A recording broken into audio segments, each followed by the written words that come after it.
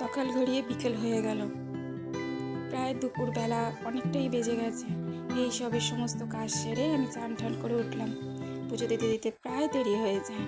ঘরে একা তো, দুটো বাচ্চা সামলে অনেকটাই দেরি হয়ে যায়, তাই সেইটুকুই তোমাদের সঙ্গে শেয়ার করতে পারছি। হ্যালো এভরিওয়ান, আমি রূপা ব্লগে তোমাদের সবাইকে ওয়েলকাম। তোমরা আমাকে একটু সাপোর্ট করো, ভালোবাসা দিও। আর আমার ব্লগ যদি তোমাদের ভালো লেগে থাকে, লাইক কমেন্ট সাবস্ক্রাইব করে অবশ্যই পাশে থেকো।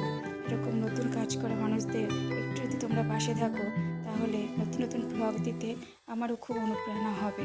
তো আমি অনেক ভালোবাসা, অনেক পরিশ্রম করে তোমাদের সামনে ছোটো ছোটো ব্লগ নিয়ে আসবো।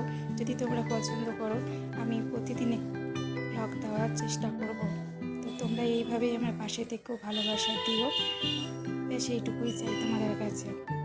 তো জাস্ট আমি এই চান টান করে উঠে আমি পুজোটা সারছি, খুব তাড়াতাড়ি দেখাচ্ছি এখানে, কেন নাহলে অনেকটা বড় হয়ে যাবে।